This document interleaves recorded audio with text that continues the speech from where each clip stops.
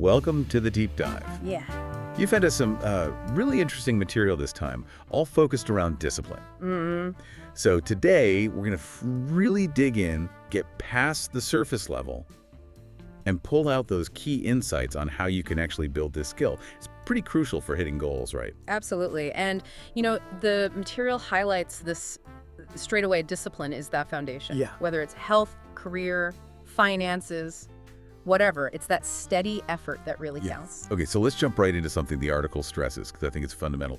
The difference between discipline and motivation. Ah, yes, the spark versus the steady flame analogy. It's a good one. It is. Can you break that down? Why does that distinction matter so much? Well, think about it. Motivation, it's that initial excitement, that burst you get. Like after a motivational talk or something. Exactly. But that spark, it often fades pretty fast, doesn't it? When things get tough or just, boring. Yeah.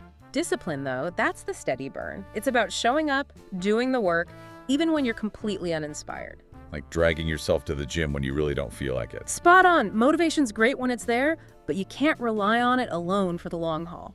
Discipline gets you through. Okay, so the mission for us today, based on this material, is clear. Equip everyone listening with real, actionable strategies. The nuts and bolts for building that discipline. Building and maintaining it. Right. So where do we start? The article kicks off with setting clear goals. Yes, that's the starting block. You absolutely need to know your destination before you can plot the course. Right? Okay, makes sense. And the sources bring up the SMART framework. Specific, measurable, attainable, relevant, time-bound, classic stuff, but effective. Right, and it gives that example. Instead of just, I want to get fit, it's, I will exercise for 30 minutes 5 times a week for the next 3 months. Why is that specificity so important for discipline? Well, it makes it real. It gives you a defined target. Get fit is fuzzy, it's easy to put off. But 30 minutes, 5 times a week, that's concrete. You know exactly what success looks like each day or week. It cuts down on the mental wiggle room for excuses. Avoids that feeling of overwhelm too, I guess, like the immediate next step. Precisely. Vague goals feel huge. Specific steps feel doable. Okay, step 2 seems to be about self-awareness, identifying your weaknesses. Yeah, this requires some honest reflection. The sources say you need to know your typical pitfalls. What usually trips you up? Exactly. Where do you tend to procrastinate? What distractions always pull you away? Knowing that lets you plan defenses. And it mentions the studying example, the urge to put it off, and suggests things like the Pomodoro technique. Focused work, short breaks. Right. It's not just about knowing the weakness, it's about having a strategy ready to counter it. Proactive problem solving. So if your phone's the issue. Put it in another room, or use an app blocker. Anticipate the problem and design a solution. Makes sense. Okay, next up. Start small. This feels encouraging, like we don't have to change everything overnight. Oh, absolutely not. That's a key insight. Building discipline is like building muscle. You wouldn't start with the heaviest weights. Exactly. You start small, manageable, gradual increase. Small steps are way more sustainable. And the examples are good. Waking up just 15 minutes earlier, not a whole hour at once. Or reading 10 pages a day, not trying to finish a book in a weekend. How do those tiny wins help build the bigger picture of discipline, though? Each small success builds confidence. It creates momentum. You prove to yourself, hey, I can stick with this. Like a positive feedback loop. Precisely. It lowers the barrier, reduces overwhelm, and builds that feeling of self-efficacy. Then you can tackle slightly bigger things. Okay, then there's removing temptations. Seems obvious, but easy to forget how much our environment shapes us. It has a huge impact, often subconsciously. The sources really stress this. It's just harder to resist if the temptation is right there. Like the junk food example, if it's not in the house, you can't eat it late at night. Simple, but effective. Or blocking distracting websites during work hours. And the saving money, one, avoiding stores or online browsing, just sidestepping the trigger. You're making the discipline choice the easy choice by controlling your environment. Less willpower needed moment to moment. Reducing the daily battles. I like that. Okay, the last building block here is developing a routine. Seems linked to avoiding decision fatigue. Very much so. Routines automate things. When actions become habits, they take less conscious effort, less willpower. Right. That frees up your mental energy for the harder stuff that does require deliberate discipline. And the example was a morning routine. 6 a.m. wake up, exercise, breakfast, predictable. That kind of structure doesn't just organize your morning, it sets a tone. Hope so. It trains your brain for consistency. Starting the day with disciplined actions can create a ripple effect, making it easier to stay disciplined later on. Plus, fewer decisions first thing means less mental drain. Okay, so we've got the foundations down. Now, planning for success, building that roadmap. First point. Yeah. Break big goals into small tasks. Yeah, this echoes start small, but applies it to larger projects. A massive goal can feel paralyzing. Right. Breaking it down into smaller sequential steps makes it feel manageable, less daunting. Like the examples. Writing a book becomes write 500 words today. Building a website becomes choose domain, then design layout, then add content. Exactly. Each small task completed is a mini victory. Provides that sense of progress. Definitely. It fuels motivation and keeps you moving, transforms that mountain into a series of small hills you can climb one by one. Okay, next in planning, prioritize. And here comes the Eisenhower matrix. Urgent, important. Right. The 4 quadrants. It's a really practical tool. Can you give us the quick takeaway on using it? Sure. Quadrant 1, urgent and important. Crises, deadlines, do these now. Yeah. Quadrant 2, important but not urgent. Strategy, planning, relationship building. Schedule time for these. They're crucial for long-term goals. Ones that often get pushed aside. Precisely. Quadrant 3, urgent but not important. Interruptions, some emails, some meetings. Delegate or minimize these if you can. They feel pressing but don't move the needle. Right. Quadrant 4, neither urgent nor important. Time wasters, mindless scrolling. Eliminate these. And the exam prep example fits well. Studying is Q1 or Q2. While random social media scrolling is clearly Q4.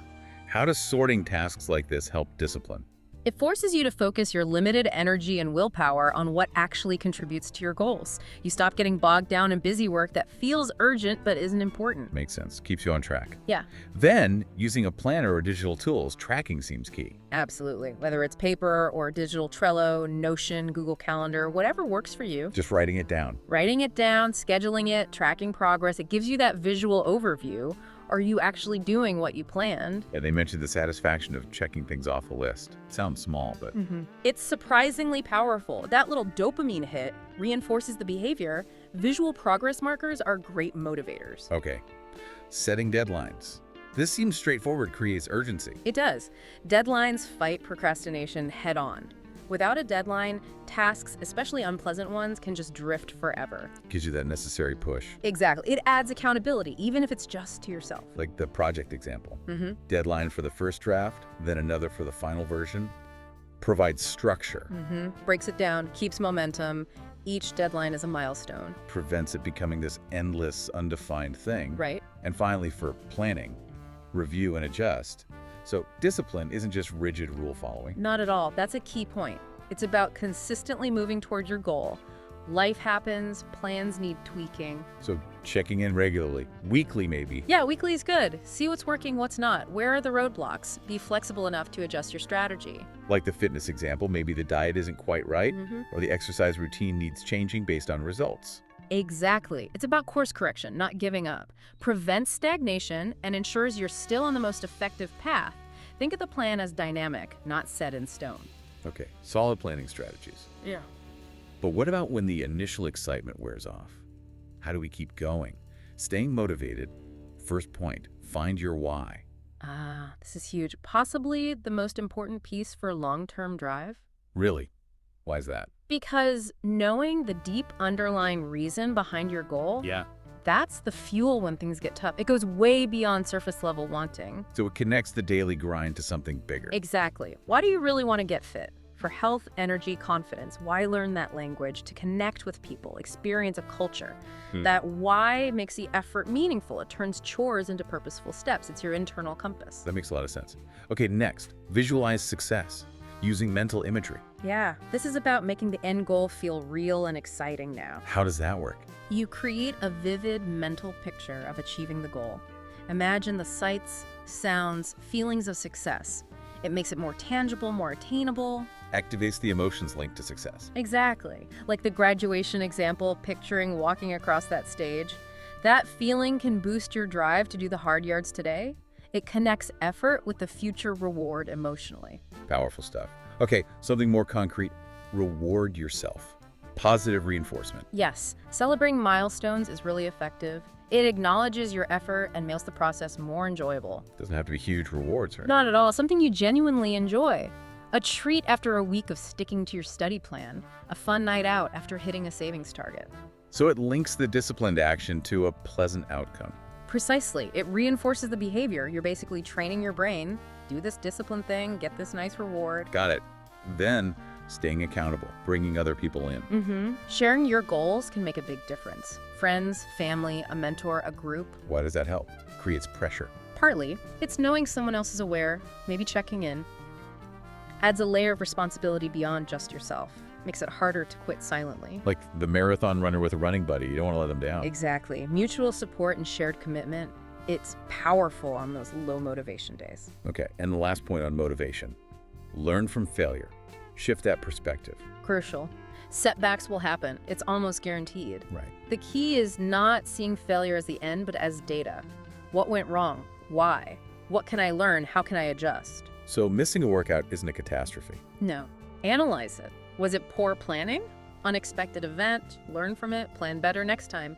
It's about resilience, not perfection. Building that bounce back muscle. Exactly. Failure is often part of the process, a stepping stone, if you treat it that way. Okay, so we've covered getting started, planning, staying motivated. Now, the long game. How discipline leads to actually achieving those big goals. First point, focus on progress, not perfection. Yes. Perfectionism is a major trap. It can stop you before you even start, or make you quit because things aren't flawless. Analysis paralysis. Totally. The advice here is prioritize moving forward. Get things done even imperfectly. Aim for continuous improvement, not instant perfection. Like the writing example. Finish the chapter, don't obsess over every sentence, first draft. Exactly. Get it down, refine later. Momentum is key. Perfectionism kills momentum. Makes sense. Next, build resilience. We touched on this, but it's vital for the long haul. Absolutely. It's your ability to withstand and bounce back from difficulties. Ambitious goals always involve challenges. It's how you handle them. Right. Disciplined people aren't immune to setbacks. They just keep going. They persevere. Like the career setbacks example. Learning from it, networking, adapting, not just giving up. Precisely. It's an active response. Taking steps, finding solutions, maintaining that persistent attitude despite the obstacles. Okay. Then embracing the power of habit. This feels like where discipline becomes easier, almost automatic. That's the goal, really. When disciplined actions become ingrained habits, they require much less conscious effort, less willpower. Like brushing your teeth. Good analogy. You just do it. It's automatic. Habits conserve mental energy. So the writing every morning example, eventually it just becomes part of the routine, less of a daily decision. Exactly. The friction reduces over time. It shifts from requiring discipline to just being what you do. That frees up willpower for other challenges. Makes sense. And linked to that is staying consistent. The power of small actions over time. Yes, this is fundamental. Big results rarely come from short, intense bursts. They come from small, consistent efforts compounded over time. Like compound interest, but for effort. Exactly. Saving a little money each day, reading a few pages each day. It seems small initially, but the cumulative effect over months and years is massive. So it's the steady drip that fills the bucket. Precisely. Consistency is the magic ingredient for long-term achievement. And finally, for the long game, adapt and keep learning. The journey isn't static. So true. The world changes, circumstances change, you change. Being willing to learn, get feedback, and adjust your approach is crucial. Rigidity is the enemy. Can be. Staying open, seeking new information, refining your methods based on results that ensures ongoing progress. Like learning a skill and actively asking for feedback to improve. It's a cycle. Act, reflect, learn, adjust. Cultivating that growth mindset is key for navigating the long journey. Okay, so wrapping this all up, this deep dive really hammers home that discipline isn't some magic trait you're born with. Not at all. It's a skill, something you could learn, practice, and build. And it's absolutely essential for reaching those big goals, wouldn't you say? Without a doubt. And as we've discussed, using these strategies, clear goals, solid planning, fueling your motivation, playing the long game, it's entirely possible to cultivate the self-discipline needed. Right. It's within reach. Yeah. So maybe a final thought for everyone listening. Consider what small, consistent action you could start today. Something that day after day will build towards that really important goal. That first step. Exactly. That journey towards real change, it starts right there, with that one disciplined action. Thanks so much for sharing these sources and digging into this with us. My pleasure. It's a vital topic.